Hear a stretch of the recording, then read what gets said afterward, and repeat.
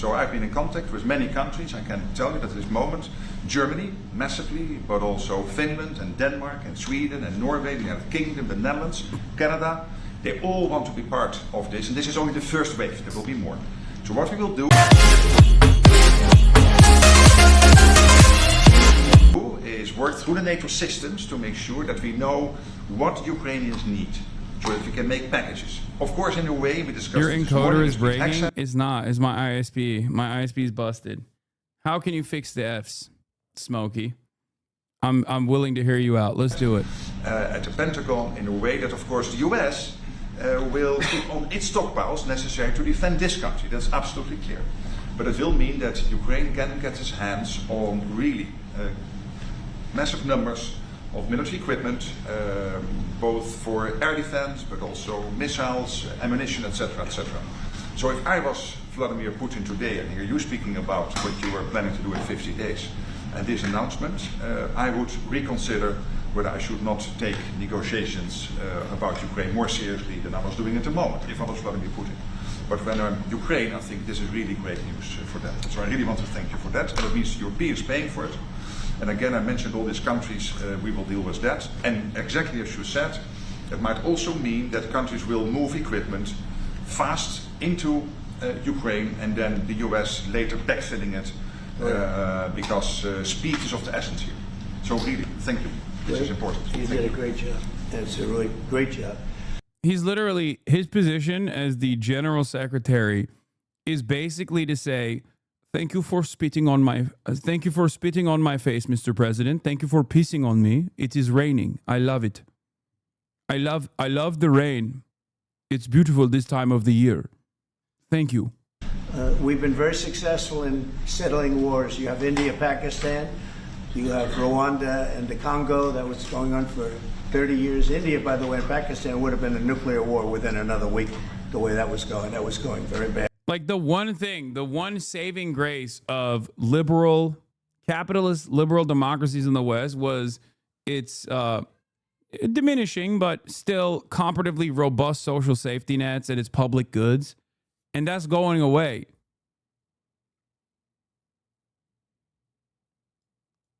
OBS settings advanced, scroll down the network, dynamically change bitrate to manage congestion. What is this? Advanced. Scroll down. I don't even think I can do that while I'm live, but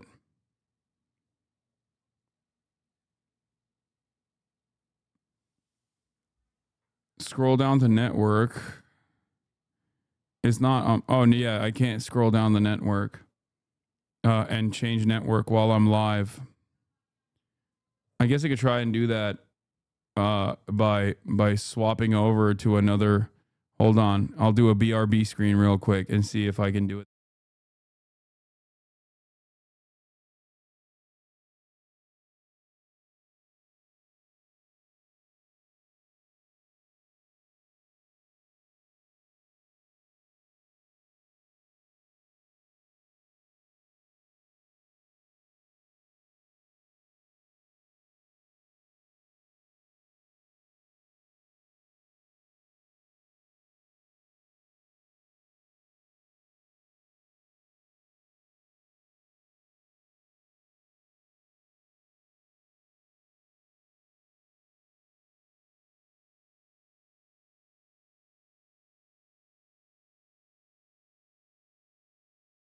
Okay.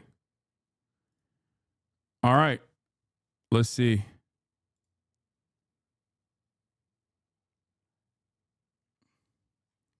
Let's see if it works.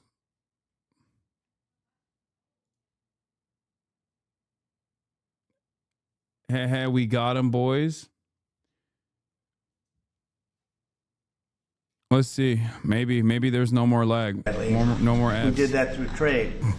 I said, we're not going to talk to you about trade unless you get this thing settled, and they did. And they were both great leaders, and they were great. But Rwanda and the Congo, that was going on for 30 years, and at least 7 million people killed, and killed with a lot of pretty rough weapons like machetes, heads chopped off, going on for many years. You couldn't even get near the country. Smokey, if this still F's, I'm banning you. I'm perma banning you. Okay. Nobody wanted to get near. It's so frightening. And I'll we got ban that you. one solved. Serbia, Kosovo, got that solved. That was going to be one that was going to happen. And again, that was something I use. I use trade for a lot of things, but it's great for settling wars. That was really very important. Marco's working very hard with everybody here on the Strip, the Gaza Strip. I call it the Gaza Strip, one of the worst real estate deals ever made. They gave up the oceanfront property, one of the worst deals ever made. But it was supposed to bring peace, and it didn't bring peace. It brought the opposite. But we're doing pretty well on Gaza. Steve Witkoff is here, and I think we could have something fairly soon to talk about. And we solved other one that we just seem to have, Armenia and Azerbaijan. It looks like that's going to come to a conclusion, successful conclusion. We worked on Egypt with their next door neighbor who is a good neighbor. They're friends of mine, but they happened to build a dam which closed up water going into a thing called the Nile. I think if I'm Egypt, I want to have water in the Nile, and we're working on that one. It's a problem, but it's going to get solved. They built one of the biggest dams in the world, a little bit outside of Egypt. You know about that? You've been hearing about that one. And that turned out to be a big problem. I don't know. I think the United States funded the dam. I don't know why they didn't solve the problem before they built the dam. But it's nice when the Nile River has water. It's a very important source of income and life. It's the life of Egypt. And to take that away is pretty incredible. But we think we're going to have that solved very quickly. Enough champagne to fill the Nile. The only one we haven't been able to get to yet is Russia. And I'm not happy. And I will tell you that Ukraine wants to do something. Again, it's a war that should have never started. If I were president, it never would have happened. I used to speak to President Putin about it a lot. It was the apple of his eye. The new 5% doesn't go only towards weapons. It also funds R&D for things like new rails, trains, hospitals, reinforcing existing hospitals, etc. That Europe as a whole just hasn't been putting enough into its defense, which is why Ursula herself decided to invest 800 billion euros all of a sudden. It's just crazy that European countries invested less than 2% each year with all the ongoing wars.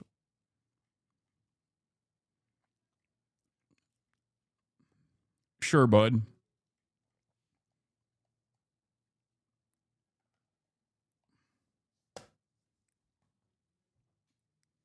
Maybe it's just me, but I love NATO. When NATO invades a country, chat honestly believes it's a defensive invasion. NATO is a shining light on a truth that international law too often obfuscates. Protection rackets are profitable. Who is anyone to say that NATO's opinion isn't valid? What NATO is doing is reminding us of a dream that we forgot. That in this world, America will invade anywhere to raise Raytheon stock prices.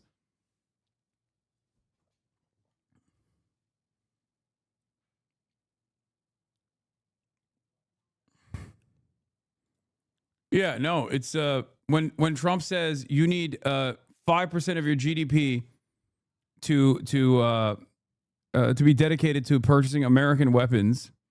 What he actually means is like, I want you to do more socialism. I want you to desperately fund your underfunded hospitals. You know, that's what I want you to do. But once I saw what was going on, I said, they're gonna have a war here. I was outside.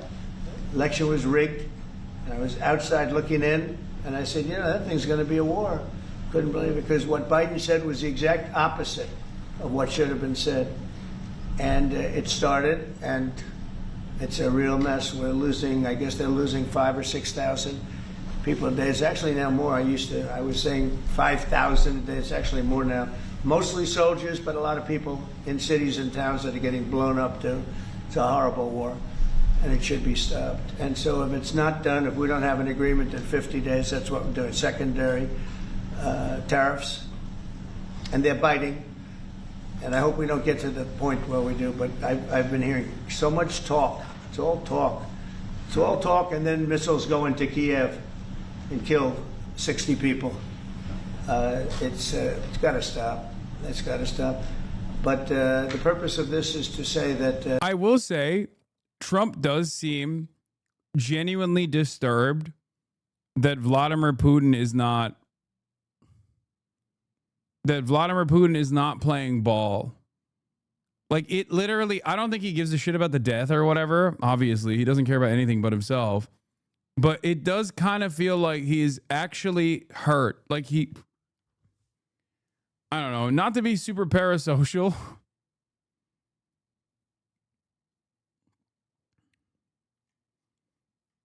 Not to be parasocial with Donald Trump, but like since the Vladimir stop, since that moment where he went, Vladimir, stop. I've been thinking a lot about this, and it does seem like he genuinely thought Vladimir Putin actually thought he was like super cool.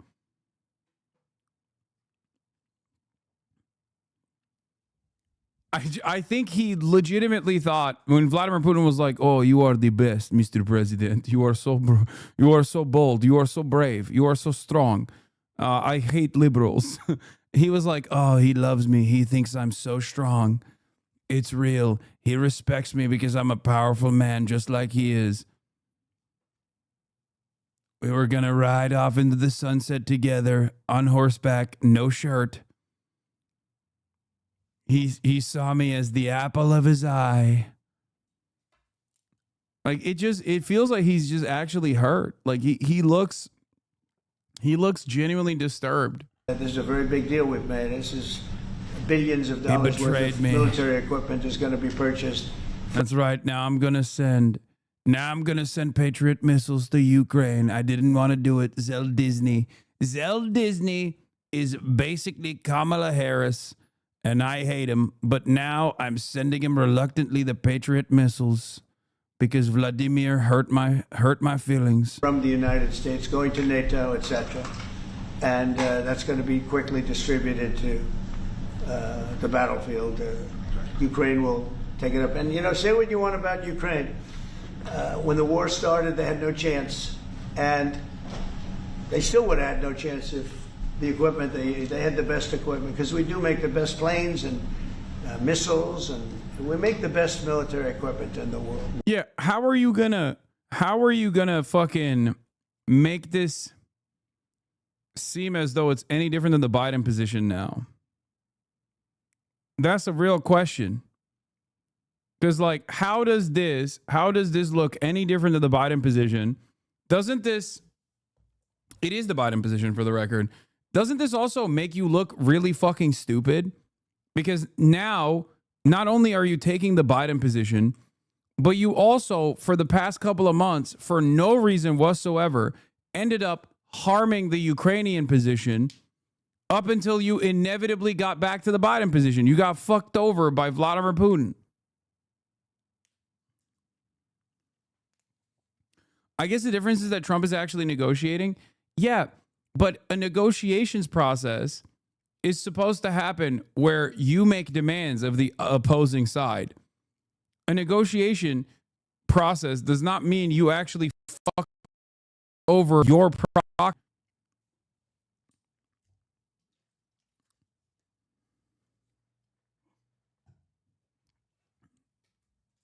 Uh-oh. Permaban that chatter. I mean, it was it was brief. It was a small F. It wasn't that big. Okay, calm down. World by far. We have new things coming out that are beyond belief, and I'm very excited about the Golden Dome. It's going to give us very strong protection. We've already started that, but they had courage because somebody has to use that equipment. And they fought with tremendous courage, and they continue to fight with tremendous courage. But they don't have, they're losing on equipment, and Russia's really taken a very positive, very strong. I mean, what they've done the last. I can explore why it's happening in the future. It's my ISP most likely. Missiles, bombing cities. This is not because of military goals. It is just creating panic, keeping people out of their sleeps, hitting towns. It's really terrible, and it is meaning a lot of people lose their lives, but also the infrastructure, whole cities being Well, they're wiping out the electric. It's going to take years to rebuild it. That's going to be the next problem, because that's going to take a long time. Many of the cities are knocked down to the ground. Many of the people have left, but many have stayed. I don't know. They actually stay. Most have stayed, actually. It's incredible that they stay, and knowing that a missile could be hitting your apartment house, and your apartment house that you're sitting in could collapse on top